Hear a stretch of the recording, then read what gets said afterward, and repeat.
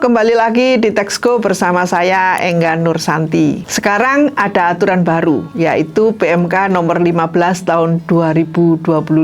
Aturan ini menggantikan 3 aturan lama dan mulai berlaku sejak 14 Februari 2025. Intinya bahwa pemeriksaan pajak saat ini bisa jadi lebih komprehensif dan efisien.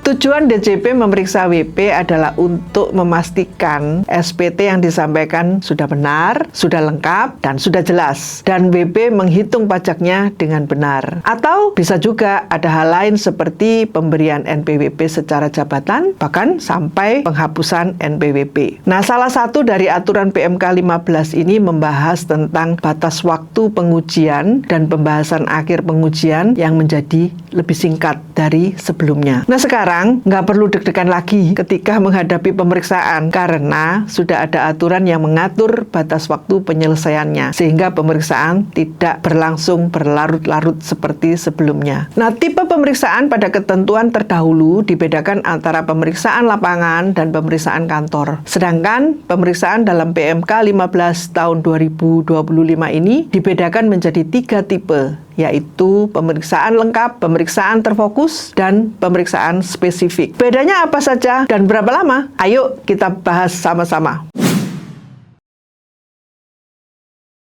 1. Pemeriksaan lengkap. Pemeriksaan lengkap itu adalah pemeriksaan seluruh pos dalam SPT dan atau surat pemberitahuan objek pajak secara mendalam. Nah, jangka waktunya 5 bulan. Kedua, pemeriksaan terfokus. Pemeriksaan terfokus adalah pemeriksaan yang fokus pada satu atau beberapa pos dalam SPT dan atau surat pemberitahuan objek pajak secara mendalam. Jangka waktunya 3 bulan. Ketiga, pemeriksaan spesifik, yaitu pemeriksaan yang dilakukan secara spesifik atas satu atau beberapa pos dalam SPT dan atau surat pemberitahuan objek pajak, data, atau kewajiban perpajakan tertentu secara sederhana. Jangka waktunya 1 bulan. Lalu, jenis pajak apa saja yang bisa diperiksa? Jenis pajak yang bisa diperiksa mulai dari pajak penghasilan, pajak pertambahan nilai, pajak penjualan atas barang mewah, bea materai, pajak bumi dan bangunan, pajak penjualan, pajak karbon, dan pajak lainnya yang diadministrasikan oleh DJP sesuai dengan peraturan perundang-undangan. Nah, kalian penasaran nggak sih sama apa saja hak dan kewajiban WP ketika diperiksa? Sini, Textgo jelasin. Pertama, pastikan petugas yang datang ke lokasi untuk memeriksa membawa surat pemberitahuan pemeriksaan pajak atau SP2. Nah, di dalam SP2 ini tertera jenis dan tahun pajak yang diperiksa, serta identitas pemeriksa. Baca dengan cermat. Untuk lebih aman, kalian bisa pastikan mereka betul-betul dari DJP di link ini. Jangan sampai kena tipu, karena banyak sekali penipu yang pura-pura dari DJP. Lalu, jika nanti ketetapan yang dikeluarkan tidak sesuai dengan perhitungan, wajib pajak punya hak untuk mengajukan keberatan atau banding. Waktunya 3 bulan dari tanggal surat ketetapan diterima. Jangan sampai kelewat. Di samping hak, WP juga mempunyai kewajiban, yaitu memenuhi panggilan pemeriksa, memberikan data, dokumen, dan keterangan yang benar, serta memberi akses pemeriksa terhadap pembukuan atau dokumen perpajakan yang dimiliki oleh WP. Nantinya, hasil pemeriksaan akan disampaikan melalui surat pemberitahuan hasil pemeriksaan atau SPHP. Wajib pajak harus memberikan tanggapan tertulis paling lama 5 hari kerja sejak tanggal diterimanya SPHP tanpa ada perpanjangan waktu. Jadi, dalam jangka waktu 5 hari kerja tersebut, dalam tanggapan tertulis, WP bisa menyetujui seluruh hasil pemeriksaan, juga setuju sebagian hasil pemeriksaan, atau bahkan tidak setuju sama sekali. Jika WP tidak menyampaikan tanggapan SPHP, lalu bagaimana? Maka SPHP akan menjadi dasar perhitungan pajak terutang yang akan dituangkan di dalam surat ketetapan pajak sebagai hasil dari pemeriksaan. Kalau kalian tidak setuju dengan DJP, sebaiknya menyampaikan tanggapan atas SPHP.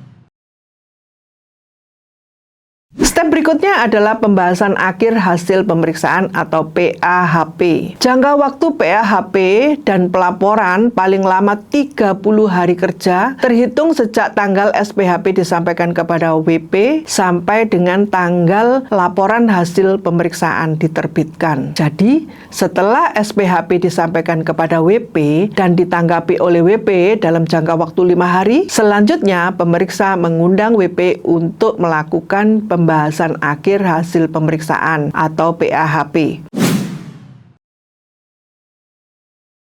Selain menanggapi SPHP secara tertulis, wajib pajak juga perlu hadir di dalam pembahasan akhir. Jika menyampaikan tanggapan dan hadir di dalam pembahasan, maka ketetapan pajak akan diterbitkan berdasarkan pembahasan akhir antara wajib pajak dan tim pemeriksa. Pemeriksaan pajak di aturan baru ini menuntut kesiapan yang lebih tinggi dari wajib pajak di dalam memenuhi kewajiban perpajakannya. Jika wajib pajak tidak menyampaikan tanggapan secara tertulis atas SPHP dan tidak hadir di dalam pembahasan akhir hasil pemeriksaan, maka SPHP akan menjadi dasar penghitungan pajak terhutang yang tertuang di dalam surat ketetapan pajak sebagai hasil dari pemeriksaan. Hasil pemeriksaan ini ada 3 macam, yaitu 1. Surat ketetapan pajak kurang bayar, jika pajak yang harus dibayar lebih besar dari yang sudah dibayarkan. Yang kedua, surat ketetapan pajak lebih bayar, jika pajak yang sudah dibayar ternyata kelebihan. Ketiga, surat ketetapan pajak nihil, jika pajak terhutang sama dengan pajak yang sudah dibayar. Di dalam pertimbangannya, pemerintah mengungkapkan bahwa aturan PMK nomor 15 tahun 2025 ini disusun untuk memberikan kepastian hukum terhadap pemeriksaan pajak, termasuk pemeriksaan pajak bumi dan bangunan yang saat ini diatur di dalam beberapa aturan.